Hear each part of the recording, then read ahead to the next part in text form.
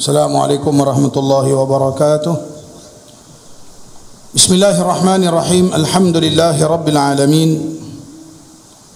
Wassalatu wassalamu ala ashrafil anbiya'i wal mursalin Sayyidina wa maulana Muhammadin wa ala alihi wa sahbihi ajma'in, amma ba'd. Allahumma rabbi syrah li sadri wa yassir li amri wa hlul 'uqdatan min lisani yafqahu qawli. Subhanaka la ilma lana illa ma 'allamtana innaka antal alimul hakim. Wala hawla wala quwwata illa billahil aliyyil azim. Allahumma 'allimna ma jahilna wa dhakkirna ma nasina. Rabbi yassir wa la tu'assir.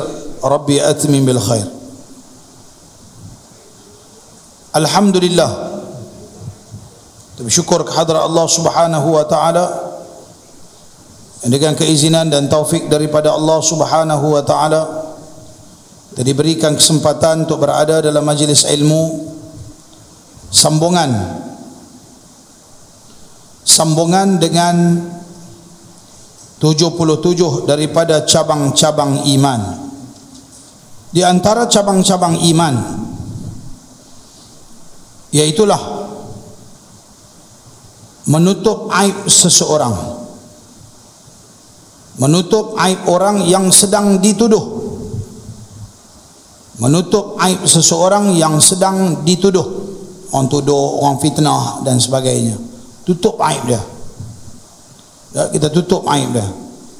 Perintah menutup aib orang lain adalah berdasarkan firman Allah Subhanahu wa taala di dalam surah An-Nur ayat 19. Kata Allah Subhanahu wa taala, a'udzu billahi minasyaitonir rajim. Innal ladzina yuhibbuna an tashi'al fahishatu fil ladzina amanu lahum 'adzabun alimun fid dunya wal akhirah wallahu ya'lamu wa antum la ta'lamun. Sesungguhnya kata Allah, alladzina yuhibbuna, orang-orang yang ingin agar antasyi'al fahisyah, agar berita perbuatan yang amat keji ataupun berita perkara pelik itu tasyi'a, maksudnya disiarkan kepada orang ramai. Fil ladzina amanu, di kalangan orang-orang yang beriman. Lahum 'adzabun alimun fid dunya wal akhirah.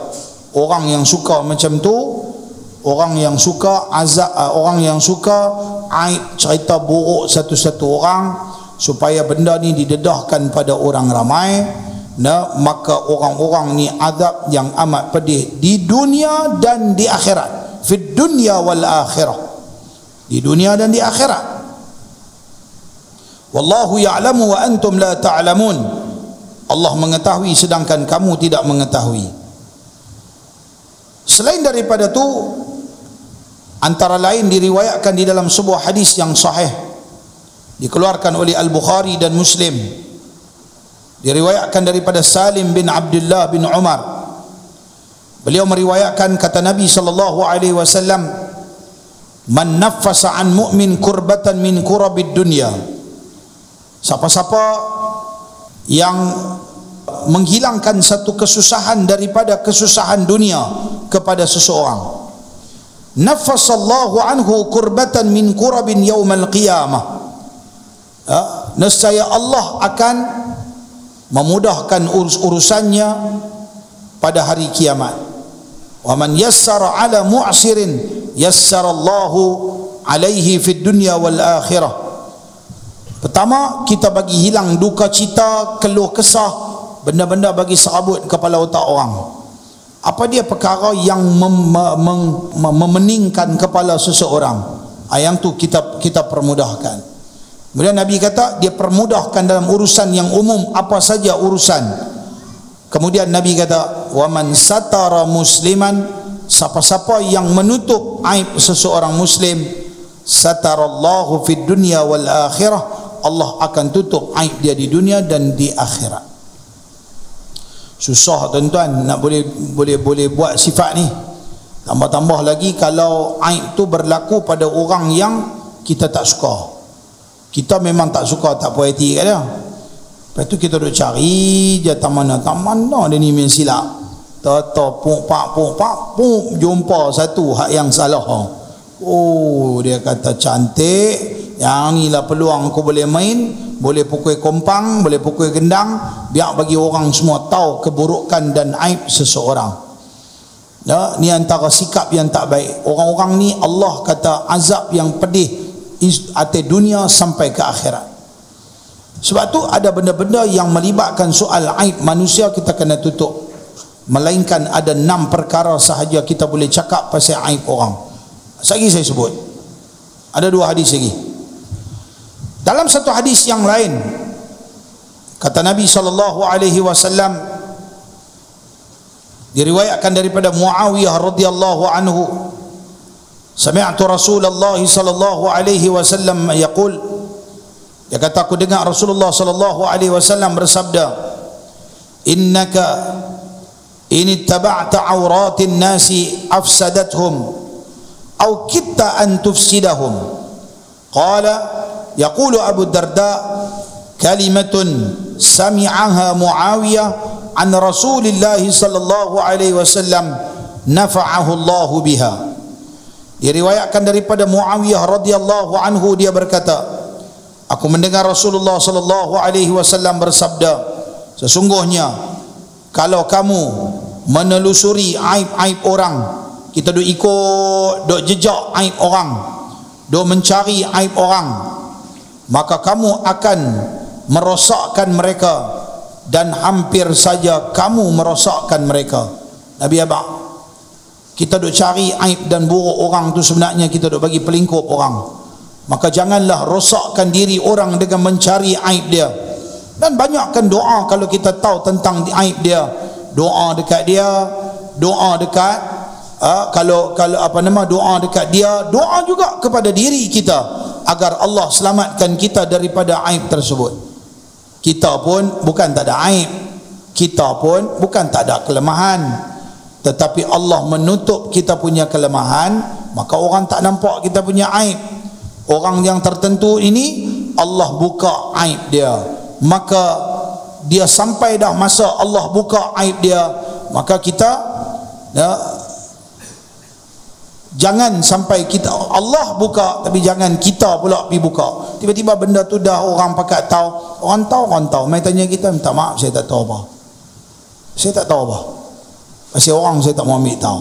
Susah pun nak cari orang macam ni. Mai cerita pasal orang, tak mau ambil tahu. Mana ada benda yang paling orang suka, seronok gosip kan? Cerita-cerita tambah-tambah cerita-cerita panas. Dan bahkan kadang-kadang ada fitnah yang berlaku pada orang. Kita cari dosa free, duk menyebarkan benda-benda yang tak sepatutnya. Lebih-lebih lagi sekiranya perkara-perkara aib itu berlaku kepada orang-orang tertentu yang dianggap dengan tercemarnya diri, maruah diri tersebut, orang tu dikira mencemarkan maruah agama. Sebagai contohnya, dia ustaz ke, dia tok guru alim ulama ke, dia buat ke dia tak buat, dia dengan Tuhan. Dia buat ke dia tak buat ke tu dia dengan Tuhan. Tapi sebelum kita nak sebar luas maklumat tu, kita fikir habis-habis. Kalau kita pergi cerita buruk ni, memanglah kata kalau dia buat itu buruk untuk diri dia, mungkin dia bertobat dengan Tuhan, Tuhan ampun dia, selesai dah. Pasal apa kita nak pergi buka balik aib dia, sehingga kan akhirnya orang jadi buruk sangka kepada orang-orang agama, dan akhirnya orang kata tak betul itu adalah agama. Yang tak betul dia, yang ni ujian untuk diri dia, dia tersilap langkah, benda tu aib tu dah terbuka. Kita kata Allah buka aib dia. Kalau Allah buka aib dia, kenapa kita nak buka lagi dia punya aib? Okey, melainkan pada 6 perkara yang dibenarkan kita cerita pada diri seseorang, tentang hal seseorang, yang akan saya sebutkan sebentar lagi. Satu lagi hadis, Anil Barra ibn Azib, diriwayatkan daripada Barra bin Azib radhiyallahu anhu, dia kata khatabana Rasulullah sallallahu alaihi wasallam. Satu hari Rasulullah sallallahu alaihi wasallam berkhutbah kepada kami. Apa Rasulullah kata? Hatta hatta asma'al awatik fil khidri yunadi bi'a'la sautih, sehingga kan boleh dilihat sampai dia kata sampaikan anak-anak dara ni duduk dalam rumah. Nabi punya darah suara, Nabi punya khutbah hari tu, sampaikan anak-anak dara yang duduk di dalam rumah pun boleh dengar suara Nabi. Nak bagi tahu, kata hari biasa cakap suara okey juga, yang ni suara damai luar biasa. Dia punya garang dia punya tegah dia punya suara derah dia kuat dia, sehingga kan boleh dengar suara sampai ke rumah-rumah berdekatan. Nabi nak abang kata benda ni penting. Apa kata Nabi? Nabi kata, ya ma'syar man amana bilisani,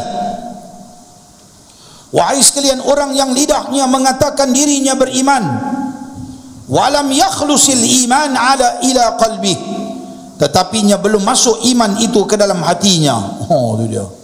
Wahai orang yang mendakwa diri dia beriman, sedangkan iman belum masuk lagi ke dalam diri dia. La taghtabul muslimin wala tattabi'u auratihim, janganlah kamu saling ghibah, mengumpat-ngumpat sesama orang Islam, dan janganlah kamu mengikuti aurat ataupun aib-aib mereka. Jangan duk cari, duk korek cerita-cerita orang semua. Faham tak? Apa kata Nabi? Fa innahu man yatba'u aurata akhihi al-muslim tattabi'allahu auratahu, kerana sesungguhnya siapa-siapa duk cari aib orang, Allah juga akan cari dan buka aib dia. Dia ajak kita duk atas dunia ni hidup buat hal kita ya.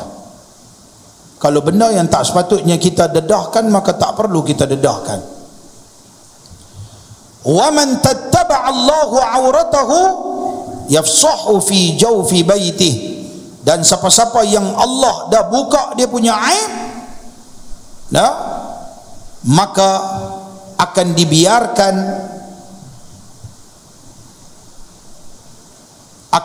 akan dibiarkan aib dia tu berleluasa sampailah kepada dalam rumah dia sendiri pun akan, semua benda dalam rumah aib akan keluar. Senang cerita, jangan duk cerita pasal orang, kecuali 6 perkara. Ingat 6 perkara. Pertama, dia kata dalam kitab, dalam Riyadhus Salihin, dia kata al-kadhu laysa bighibatin fi sittatin.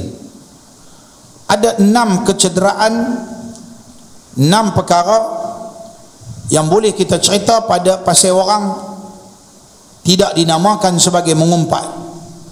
Mutadhallimin, orang yang kena zalim, dia dizalimi, maka lalu dia bagi tahu kepada polis ke, pada pihak-pihak yang berwajib, dia bagi tahu dia dianiayai, dia dizalimi, dia dibuat sesuatu. Dengan cara dia bagi tahu tadi tu, ialah akan terbuka lah aib orang yang buat ke dia kan. Tak apa, sebab dia dizalimi. Faham tak? Dia dizalimi, tapi bagi tahu kat pihak berwajib lah, bukan bagi tahu dalam Facebook nanti selalu ni apa-apa Facebook dulu.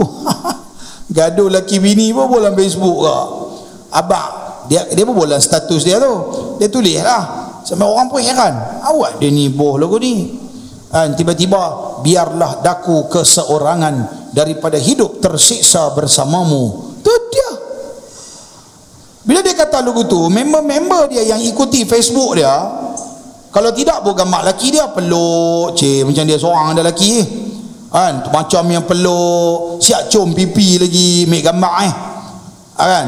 Tiba-tiba hilang dah gambar tu, keluar, biarlah daku hidup berseorangan kan, daripada terus menderita macam ni. Apa member-member lain semua dia, yang ni pasal apa, ada apa masalah ni?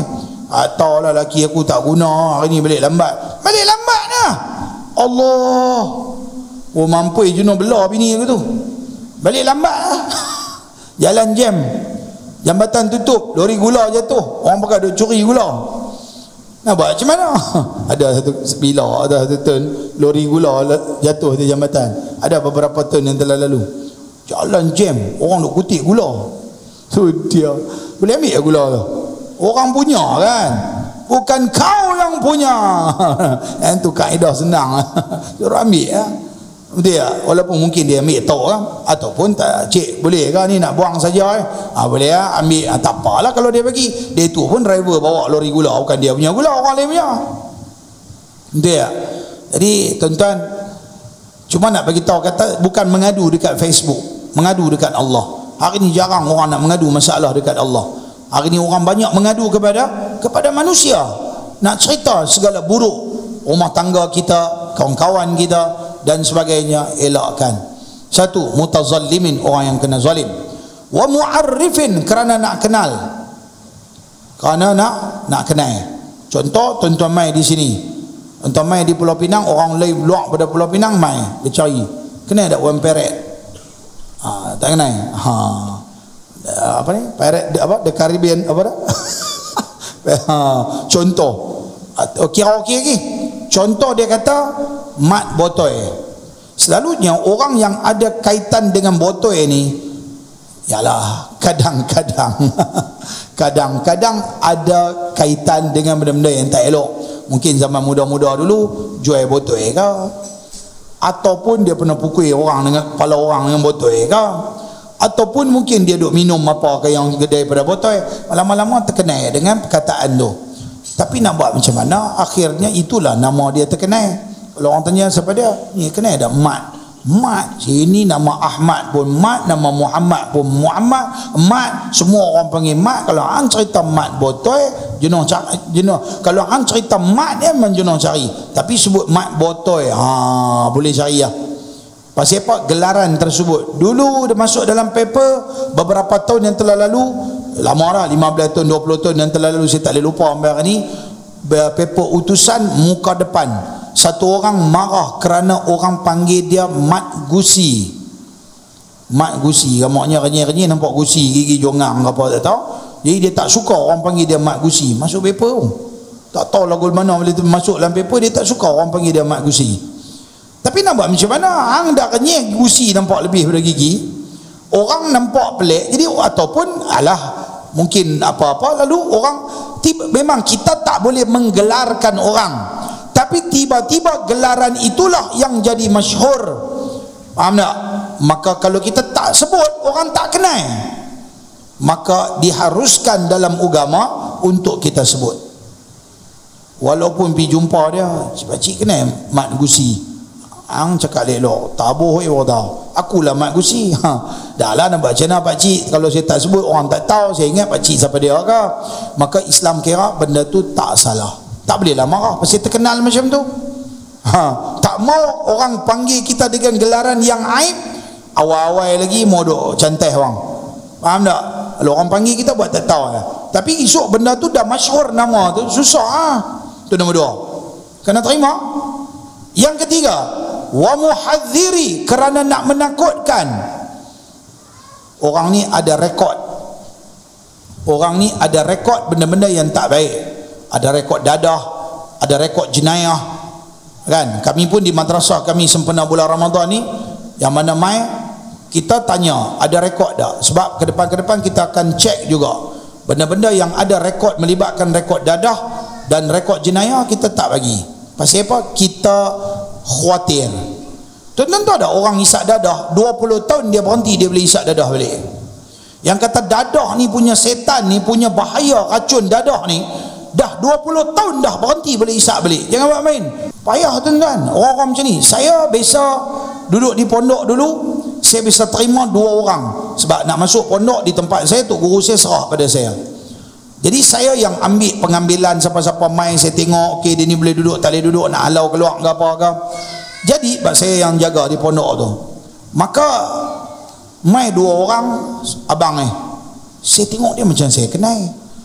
Macam kenal dia ni. Aku kecil-kecil tu tengok dia ni dekat kampung ku. Tuan-tuan tahu kampung dia? Kampung melahirkan doktor terbanyak di Zimbabwe. Okey, dulu kampung saya ni lah, ni bagus dah. Jadi saya tengok dia, saya kata, ni doktor. Aku tahu daripada kecil-kecil dia ni doktor. Doktor Casko memang. Akhirnya saya pergi sembang-sembang apa semua. Abang main mana? Kata main ni lah, kami main pada ni lah, pada mak kami lah, negeri ni lah, negeri Zimbabwe yang tercinta. Lepas tu nak duduk pondok lah, nak belajar apa. Abang keluar bila? Dia tengok saya. Oh, bau lah. Slow. Bau. Oleh kerana kita orang sini, kita besar kawan dengan orang macam ni, kadang-kadang kita tengok muka, kita boleh tahu dah doktor ke bukan. Doktor ni dia ada ciri-ciri dia, kita boleh kenal dia.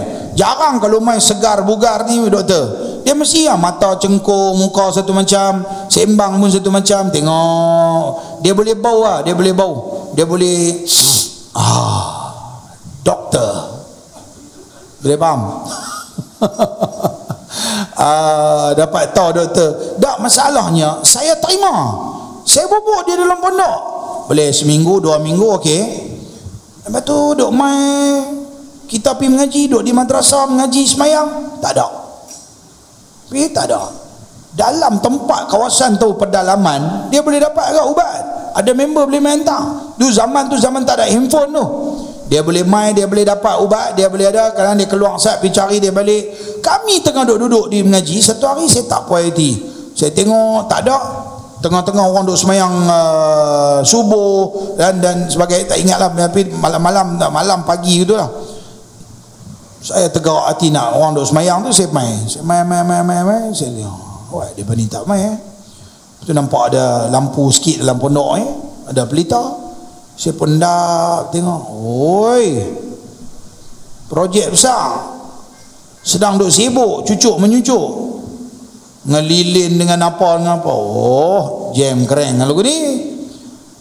Saya tak mau cakap banyak, saya toreh patah balik, saya pergi abang kat Togo, orang ni macam ni. Lah ni dia tengah duk syahdu, sedang duk melayan dia punya benda-benda ni. Sekejap lagi dia pamit ambil senari. Tak elok. Dia pamit ambil. Tunggu dia pamit ambil senari. Kalau tak ambil lagi saya ambil. Lepas tu Tok Guru mai, dia panggil abang mai, tutup pintu, buka, abang dia, kemas barang sekarang, ambil semua pun, tolong keluar daripada pondok ni. Lah ni ya, keluar, rambat keluar. Boleh cek lagu tu. Ini kadang-kadang susah saya nak bagi tahu. Jadi kalau orang-orang yang macam ni ada rekod macam ni, kita bagi tahu. Yang ni bukan bagi tahu kat semua orang, bagi tahu kat orang tertentu. Katakanlah kita bahagian pentadbiran, jaga-jaga dia ni bekas doktor, kita habaq. Okey, supaya diberikan peringatan. Orang-orang lain yang tak tahu kata dia ni, jadi kita lebih berhati-hati. Sebab bahaya. Orang macam ni macam-macam dia boleh buat. Bahkan silap-silap dia boleh menyebabkan orang lain terjebak sama. Maka ini nama dia wa muhadziri, memberikan peringatan, nak menakutkan. Ini yang ketiga. Yang keempat, walimudhirin fisqan, kerana nak menzahirkan kejahatan orang. Setelah diberikan peringatan demi peringatan, bagi nasihat, bagi tunjuk ajar, dia tak mau juga berubah. Buatlah macam mana pun, bagi nasihat macam mana pun, dia tak mau berubah. Dah sampai berulang kali, dah sampai 4, 5, 6 kali, 7, 8 kali tak mau berubah. Maka ketika tu bolehlah kita dedahkan pada orang ramai, supaya dia tak malu ke Tuhan, tapi dia malu kepada manusia. Akhirnya dia tinggal perbuatan tersebut. Boleh. Tapi jangan toreh-toreh bidadah aib orang, ambil sikit masa bagi dia berubah. Wa mustaftin, dan yang kelimanya minta fatwa. Fatwa dia macam ni. Kita mengaji dengan satu ustaz, dia kata hukum dia macam ni. Katakanlah hukum misal rokok, ustaz ni kata haram. Contoh kita pergi mengaji pula dengan satu ustaz ni kata makruh. Jadi kita bagi tahu dekat ustaz yang bagi tahu hukum dia haram, kata ustaz tu dia kata makruh. Ataupun kita tanya pada ustaz yang kata makruh, ustaz ni sekian-sekian kata haram. Sebut nama ustaz tu dalam soal fatwa, khilaf, perbezaan pendapat hukum, dia sebut nama ustaz tu, tak salah. Faham tak? Supaya kita tahu benda tu keluar daripada mulut siapa, hukum. Okay? Dan terakhirnya, wa min talabil i'anati fi izalati munkari, menuntut bantuan pada menghilangkan kemungkaran. Orang sedang berdua-duaan tanpa mahram, berzina, liwat dan sebagainya, kita pergi cari bantuan, pergi cari, bagi tahu polis, bagi tahu pencegah maksiat, bagi tahu siapa-siapa, ketua kampung dan sebagainya, mai untuk nak selesaikan isu ni, kerana mereka sedang membuat kemungkaran di saat itu. maka itu kita sebut nama sekian-sekian orang dia dan sebagainya, maka itu tidak dianggap sebagai mendedahkan aib ataupun mengumpat kepada seseorang. Ini 6 perkara. Kalau ustaz-ustaz dia mengajar dalam dia punya ceramah, kalau dia kata pasal siapa-siapa masih lagi dalam lingkungan 6 perkara ni, kita janganlah kata ustaz ni duk kata ke orang. Kita tak boleh kata-kata, oh apa ni penceramah ni kata ke orang. Kita tak boleh kata ni apa tu guru apa ni duk kata ke orang. Kalau dia masih lagi bercakap dalam lingkungan 6 perkara, dia dikira sebagai tidak mengumpat, dia dikira sebagai tidak mengaibkan orang kalau masih lagi dalam 6 perkara ini. Tapi dah kita mengaji tak habis. Bukan dia yang salah, kita yang salah kerana kita mengaji tak habis. Kita tak tahu benda apa boleh cerita, benda apa tak boleh cerita. Akhirnya kita pun dah tak puas hati, kita pun mengaibkan pula tu guru ni, ustaz ni. Kata dia buat macam ni lah, dia ni kata ke orang lah, kata apalah dan sebagainya. Sedangkan kita kena faham, Islam kata ada ketikanya boleh kata pasal orang. Asasnya tak boleh kata pasal orang, tapi ada pengecualian.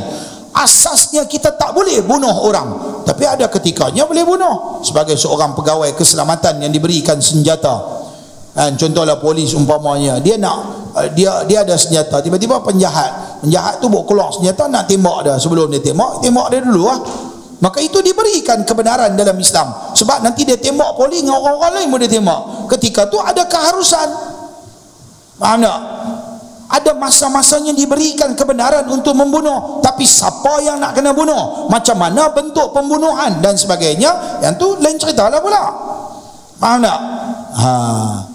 Maknanya ada masa dibenarkan. Asasnya Islam tak bagi bunuh orang, tapi ada masanya dibenarkan. Ada asasnya kita tak boleh sepak terajang pukul orang, tapi ada ketikanya diberikan kebenaran. Benda tu kena detailkan balik. Tapi dah kita mengaji tak dan khatam, tengah-tengah mengaji tu guru mati, jadi mengaji tak dan khatam. Mengaji tambak tak boleh mengumpat, tambak boleh mengumpat dia tak mengaji. Dia mengaji tambak tak boleh bunuh orang, tambak boleh bunuh dia tak mengaji. Akhirnya bila orang cakap benda-benda lagu tu dia terkejut. Boleh lah apa dah ustaz ni bawa ajaran sesat, boleh mengumpat orang. Pula itu susah, mengaji tak habis. Orang kalau mengaji habis dia faham, oh ni lanjutan daripada perbincangan dia.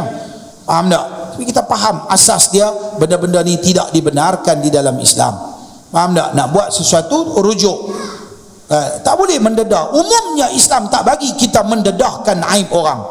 Maka tidak mendedahkan aib seseorang itu dianggap sebagai adanya iman di dalam hati. Tetapi apabila mendedahkan aib orang lain yang tak dibenarkan dalam Islam untuk didedahkan aib dia, itu dianggap sebagai iman dia lemah ataupun mungkin tidak ada iman. Maka inilah perbincangan kita, 77 cabang-cabang iman.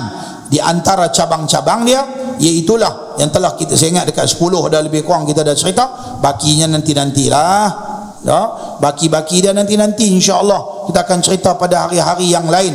Dan kalau ada rezeki nanti kita tengok-tengoklah di masa-masa akan datang. Mungkin kalau kesesuaian ke depan kita akan sambung lagi untuk habiskan 77 cabang-cabang iman. Mudah-mudahan sebelum kita mati, iman kita ada di dada. Kita mati dalam keadaan iman, bukan sekadar pengakuan aku mati dalam iman, tetapi memang ada sifat dan ciri-ciri orang-orang yang beriman, insya-Allah. Saya doakan tuan-tuan, Ramadan tuan-tuan berakhir dengan baik dan Allah anugerahkan kita dengan Lailatul Qadar. Dan sepanjang daripada awal Ramadan dan sebelum-sebelum ni, kalau ada apa-apa ucapan yang terkasar bahasa, yang tersilap dan sebagainya, minta ampun, minta maaf. Mudah-mudahan kalau mati dalam masa terdekat ni, janganlah marah saya ni anak yatim, bapa pun tak ada, mak pun tak ada. Okey. Kan, jadi janganlah duk marah, kesian kat saya. Jadi doakan mudah-mudahan Allah bagi semua-semua kita ni dapat Lailatul Qadar, insya-Allah.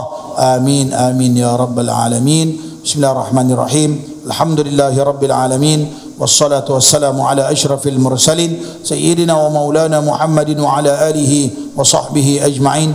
Allahumma zidna ilman nafi'a wa rizqan halalan wasi'an mubarakan fihi wa amalan mutaqabbala. Allahumma 'allimna ma yanfa'una wanfa'na bima 'allamtana wa zidna ilma. Allahumma rabbana atina fid dunya hasanah wa fil akhirati hasanatan wa qina adzaban nar. Sallallahu wasallam alaihi walhamdulillahi rabbil alamin. Taqabbalallahu minkum minna wa minkum taqabbal ya karim.